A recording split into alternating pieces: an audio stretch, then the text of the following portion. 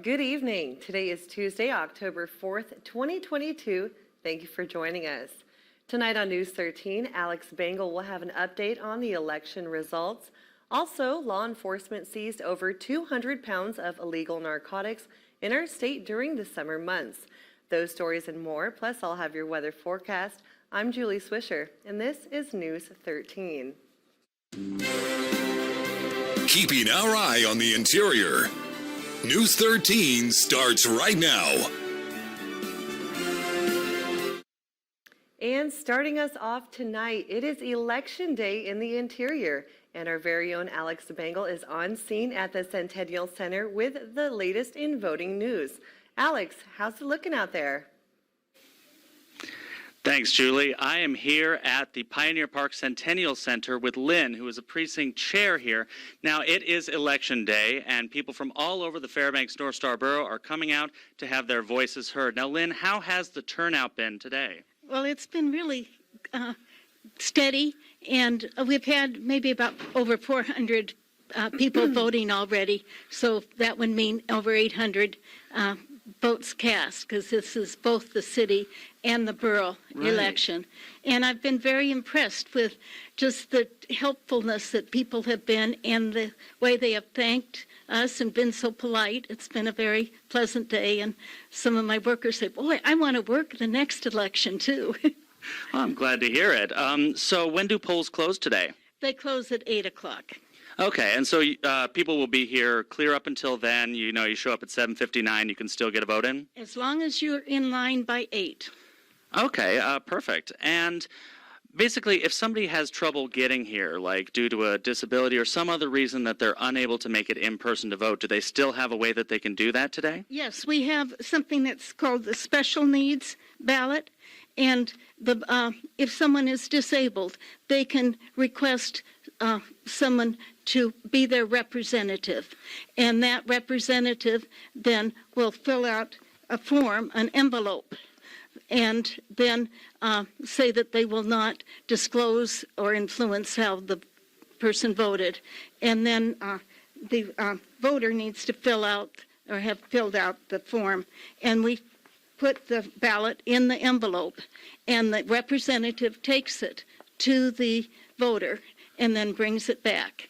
Okay, that seems extremely helpful. And this will be the case on November 8th as well for the general election?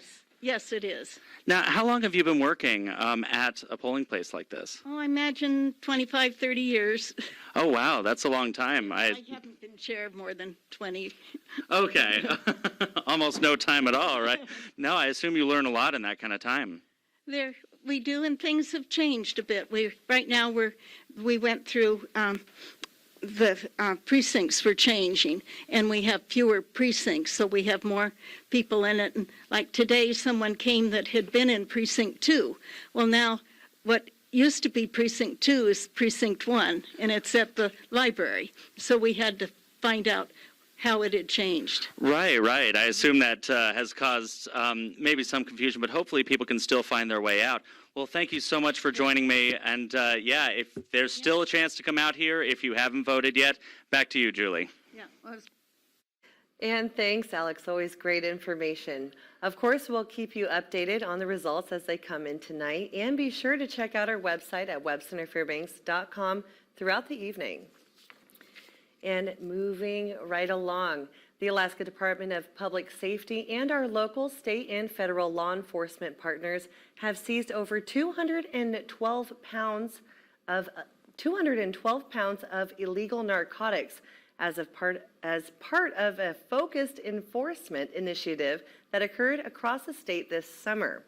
Law enforcement captured approximately 2.5 million potentially fatal doses of illicit fentanyl as part of the operation. Additionally, there were 22,441 grams of heroin, 22,865 grams of methamphetamine, 13,306 grams of cocaine, and many other illicit narcotics that have been seized since May. Alaska Department of Public Safety Commissioner James Cockrell said, quote, "Law enforcement is committed to doing our part to address the tidal wave of illegal drugs coming into our state.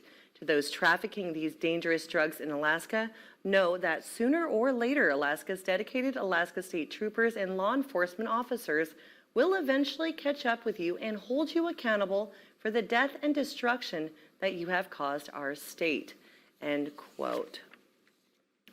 And the Alaska Department of Corrections has seen an increase of inmate deaths this year. In fact, it is currently tied for the highest number of deaths in DOC custody in a single year. 2022 is now tied with 2015, each with 15 inmate fatalities. Director of the Alaska Prison Project, Megan Edge, says inmate deaths in 2015 prompted an independent review. She stated that kind of investigation is needed now. On Sunday, the Department of Corrections reported 34-year-old William Ben Hensley III died at Goose Creek Correctional Center in Wasilla. He had been in custody for just more than a month, and no foul play is suspected in his death. Well, coming up after the break, we speak with the head administrator of the school district regarding some of the issues being hashed out in contract negotiations. Stay tuned to News 13. In November, we'll vote on whether to hold a risky constitutional convention. A convention opens Alaska's entire constitution for unlimited change. Hunting and fishing, privacy rights, guns, access to public lands. We could lose big. No single issue is worth opening this Pandora's box. A convention is just too risky. This November, vote no on ballot measure 1. This communication was paid for by No One One Defend Our Constitution. The top 3 contributors are 1630 Fund, NEA, Alaska PACE, and IBEW PAC. With Nectar's Forever warranty, the quality of your mattress is guaranteed for forever, no matter what. Seize the day, night, and everything in between with Nectar.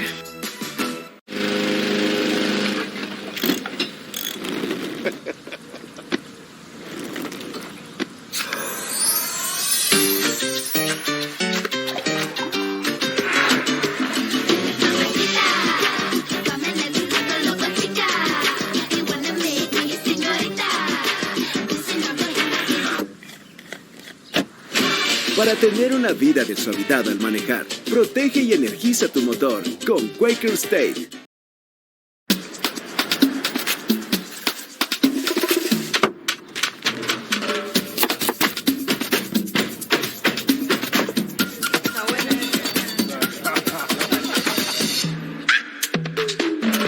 Catch live local streaming TV, free at viewit.com or on the Viewit app. Stream content from your favorite stations here and across the country. Plus, watch exclusive events and original programming all in one place from your favorite device. Keep up to date with what's happening in your community with news, weather, prep sports, and more. In today's Living Right, here's what you should do to up your workout routine. Search Viewit in your app store and download for free today.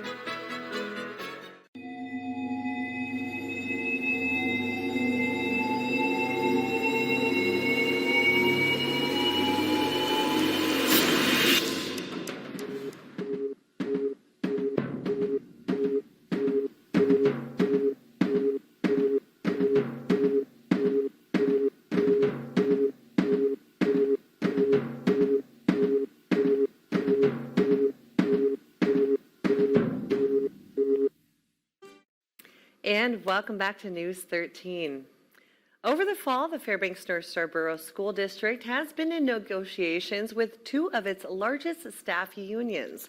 While bargaining with the Education Support Staff Association has made progress, the district has declared an impasse with the Fairbanks Education Association. And as the work continues, Adrian Peterson spoke with the head administrator of the district about some of the issues being faced in contract negotiations. As the school district and local education staff unions work on a new contract, recent developments have created more issues than normal. The district faces decreased funding to education and major shifts in school environments. However, Chief School Administrator Karen Moline says they want to support their staff. I want to continue to help them feel positive and uplifted through this entire process. Moline says the school district also has other responsibilities to consider. What we're trying to do is find ways that we can support them, that we can afford. The district faces budgetary challenges in part due to lower enrollment during the pandemic. A lot of it was due to the lack of students, the loss of students during the pandemic. During the pandemic, the school district saw a reduction of nearly 2,000 students from pre-pandemic levels. Financial deficit that was created at the loss of students and through the pandemic, it was substantial. The pandemic also delayed elementary students entering the school environment. We have other students in the middle that may have never gone to junior high, and then they're in high school in 9th grade. So they didn't get 7th and 8th grade, and now they're being thrust into a high school environment. So how do we navigate that? These issues are being faced across the country, leading to problems with academic performance, behavior, and staff expectations. Teachers' ability to respond to these student issues has been a major discussion point in negotiations with the Fairbanks Education Association. We do appreciate and want to find ways to make not just the teachers in our district, but teachers across the state and country be valued. Currently, the district is seeking a mediator in negotiations with the FEA. This is Adrian Peterson reporting. And thank you, Adrian.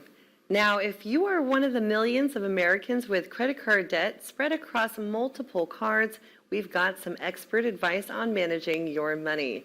In tonight's Watching Your Wallet, consumer investigator Rachel DePompa examines ways to get your debt under control. If your goal is to get out of debt and you have more than one credit card, there are several ways to tackle the issue. Debt is a discouraging and anxiety-inducing word, so let's take it head on. Kim Palmer, a personal finance expert with NerdWallet, says write down all of your debt, how much you owe, and then the next number to write down is your interest rate that you are paying on each debt. Because for some people, it can help to actually tackle the highest interest rate debt first. Other people prefer to knock off the smallest amount of debt, just so you can feel that sense of motivation, like you're making progress. It's really a personal decision. Whichever method you choose, it's so helpful to use a free online financial calculator just to help you stay on track. The calculator can help you map out how much you have to pay each month in order to reach your goal. Whatever method you choose to tackle the debt, largest first or largest interest rate first, there's no right or wrong answer here. It's just personality driven, and do the method that motivates you the most. With this Investigate TV Watching Your Wallet, I'm Rachel DePompa. And thank you, Rachel. Now, after the break, we'll tell you why you should get your flu shot. And if you're interested in buy now, pay later plans, we'll explain why a new report has both economists and experts worried. Stay tuned to News 13.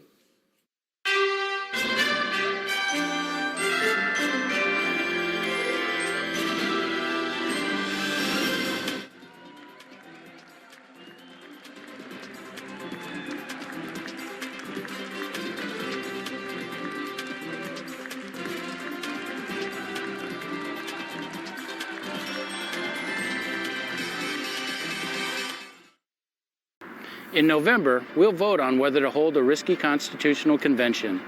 A convention opens Alaska's entire constitution for unlimited change. Hunting and fishing, privacy rights, guns, access to public lands. We could lose big.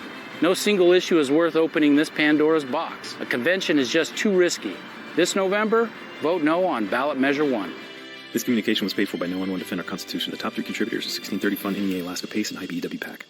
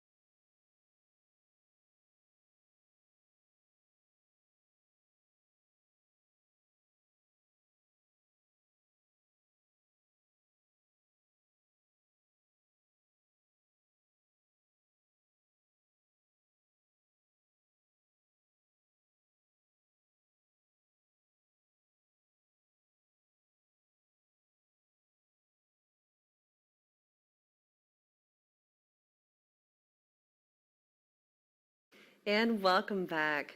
The CDC says, according to early data, about 3 million Americans have gotten a flu shot so far this season. But they're hoping far more people roll up their sleeves in October. They're also warning it could be a very rough winter.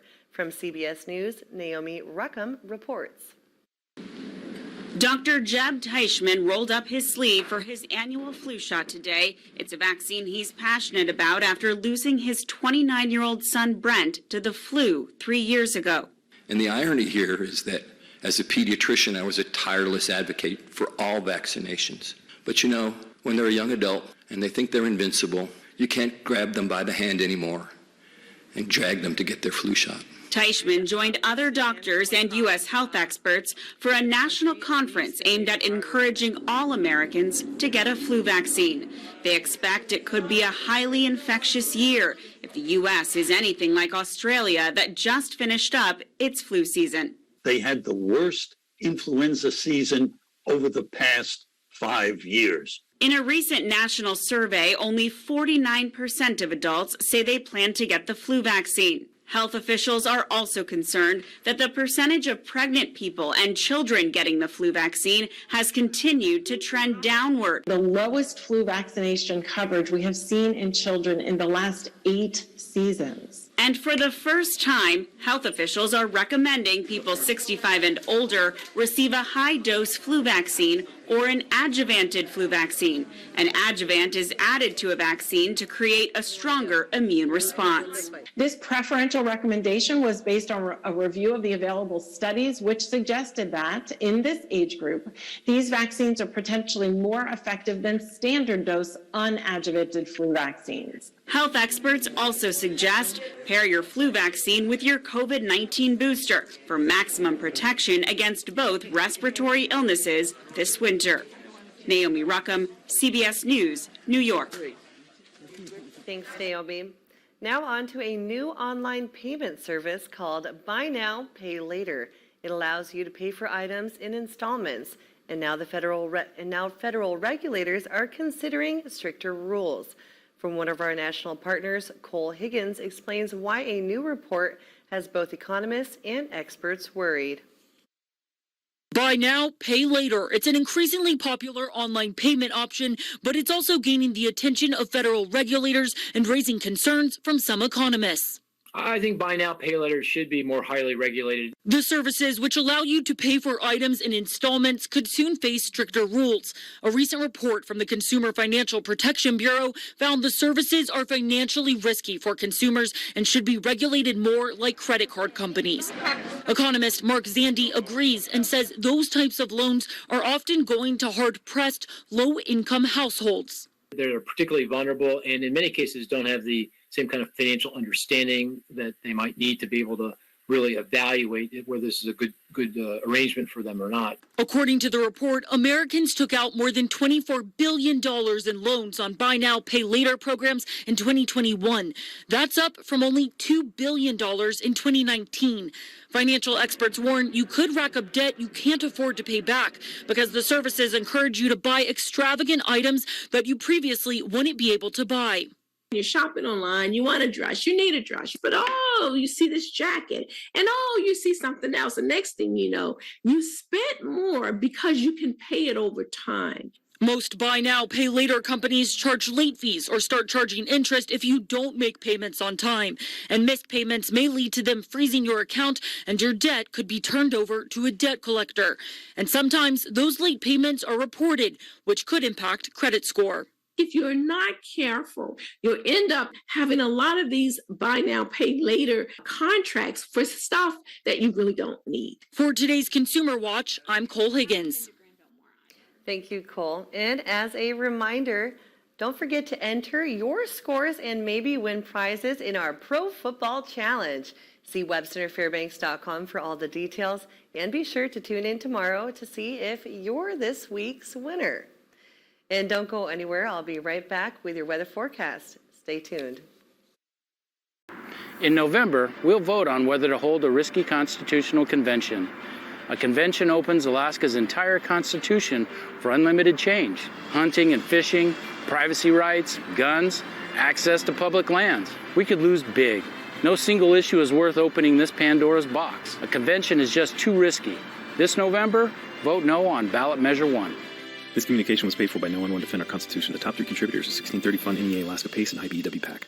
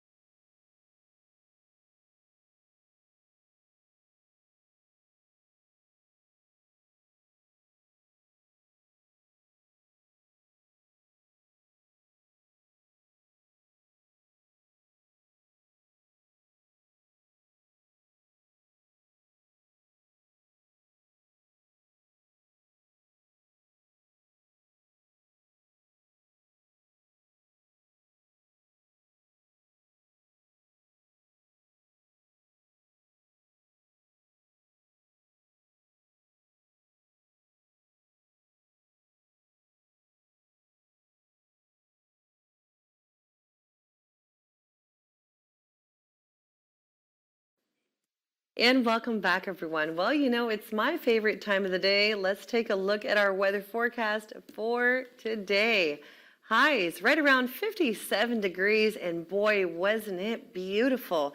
A lot of sunshine out there, a few clouds, and a nice breeze coming out of the northeast around 9 miles per hour. Humidity is up to 41%, and visibility is nice and clear. Let's take a look at our almanac now. Like I mentioned, highs 57 degrees. That's not too far away now from the record high that was set in 1923 with 62 above. The record low, 1972, seeing a cool 7 degrees. And the sun rose this morning at 8:11 a.m. and will set this evening early, 7:08 p.m., breaking into that 10-hour mark with 10 hours and 57 minutes of total daylight, a loss of 7 minutes once again from yesterday. Now around the state, we are seeing temperatures warm up just slightly from yesterday. Valdez seeing highs around 55 above, 52 for Juneau. Ketchikan coming in at 60, while Anchorage saw highs around 50 above, 57 for Homer, 54 for Kodiak, 51 for Cold Bay, 54 for Bethel, 49 for Nome, and 34 degrees for Utqiagvik. As we take a look at our satellite and radar, there's a lot of moisture in the Gulf of Alaska, bringing with it some showers to many areas across the Mat-Su Valley, even across the southeast, and we're getting a lot of rain headed our way out towards the west coast. But first, let's jump into the interior.